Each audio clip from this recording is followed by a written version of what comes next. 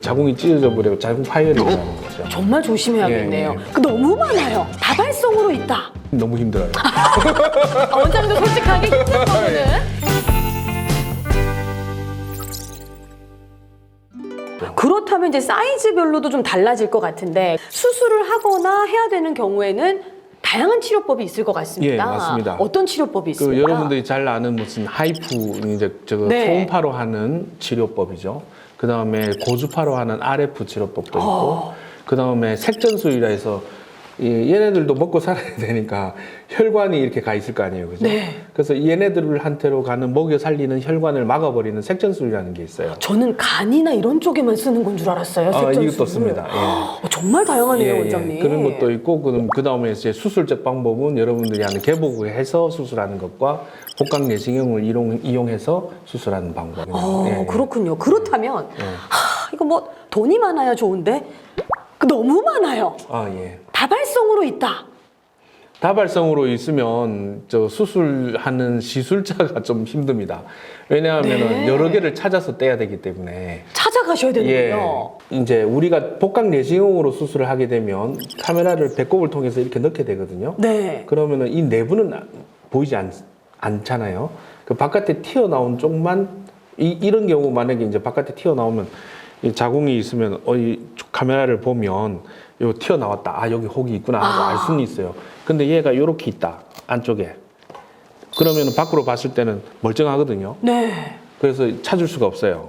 이때는 어떻게 하느냐 하면 이제 또 초음파를 봐가면서 찾고 위치를 측정을 해서 이제 들어가야 되는 거죠. 그러면 개복 예. 수술이 나을 수도 있는 건가요? 개복 어떻습니까? 수술이 원칙은 수월해요. 그러니까 그거는 시술자 입장에서 얘기합니다. 네. 시술자 입장에서는 개복해서 우리가 촉감이라는 게 있지 않습니까? 눈으로 봐서 모르는 건 만져봐서 요 부위가 딱딱해서 혹이 있구나 하고 쉽게 찾아서 다 제거할 수가 있는데, 근데 수술을 받는 입장. 환자 입장에서는 네. 개복보다는 복강 내시경 수술이 훨씬 덜 아프니까 회복도 빠르고. 그렇군요. 그래서 이제 우리 의사들이 힘들어도 복강 내시경으로 그렇게 수술해 드리는 거고요. 환자가 편안하기 위해서. 예. 그런데 이제 말씀하신 것처럼 복강용도 있고 고주파 용해술 얘기도 하셨는데 예. 그럼 고주파 용해술은 어떤 환자에게 좀 해당이 되는 겁니까? 그게 이제 임신을 원하는 분들은 고주파 용해술이나 하이프는 조심스럽게 접근하셔야 됩니다. 아, 그래요? 왜냐하면 고주파도 그렇고 하이프는 초음파로 하는 거죠.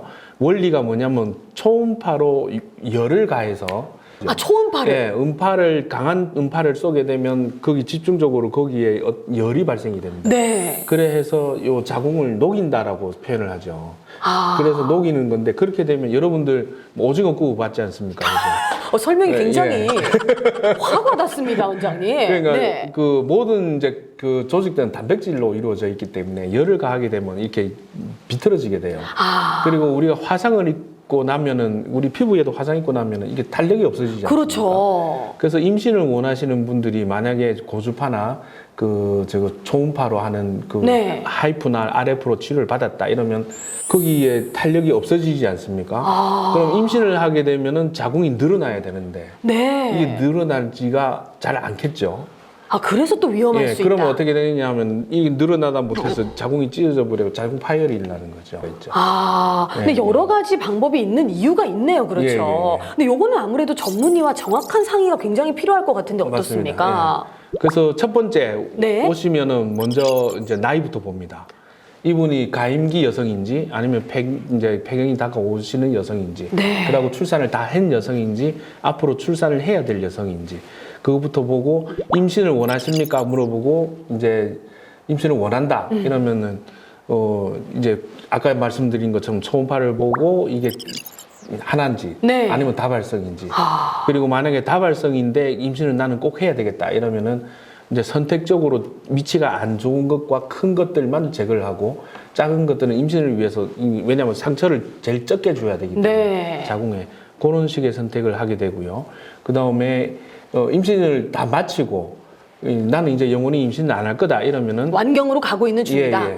너무 다발성이다 아니면 혹이 너무 크다 이러면은 뭐 자궁 적출이 원래 같으면 제일 자궁이 없어도 폐경은 아니에요.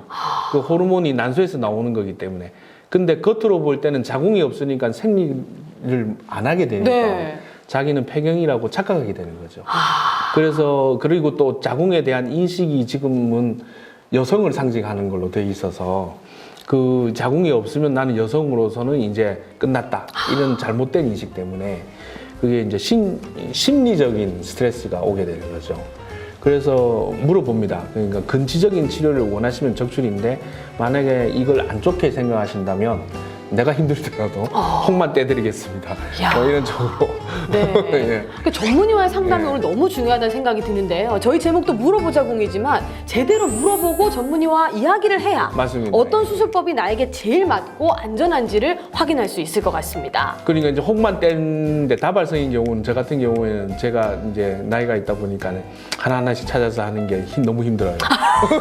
원장님도 솔직하게 힘든 부분은 예. 그래서- 힘들다고 말씀을 주셨습니다. 그래서 예. 이제 배를 조금 열고 저희는 그 미니 개복술이라 해서 아. 뭐 제왕절개 하듯이 막 쫙 이렇게 째는 게 아니고 네. 한 5, 6cm 정도 절개를 해서 간단하게. 예, 그래서 이제 혹만 제거하는 그런 방법이 있거든요. 네. 그렇게 하면은 뭐 복강 내시경으로 수술 하나, 미니 개복술을 하나, 회복은 다 똑같아요. 아픈 정도도 다 똑같고. 그렇군요. 네. 역시 배워야 됩니다. 오늘 여러 가지 방법에 대해서 알아봤는데요. 자궁 근종 너무 두려워하지만 마시고 전문의와 상의하신다면 훨씬 더 편안하고 안전하게 수술과 비수술 치료를 받으실 수 있습니다. 다음 주에도 다양한 이야기 해주실 거죠? 아, 그럼요. 예, 다음 시간에도 다른 이야기로 여러분 찾아뵙겠습니다. 자궁에 관한 모든 것 무엇이든 물어보자궁.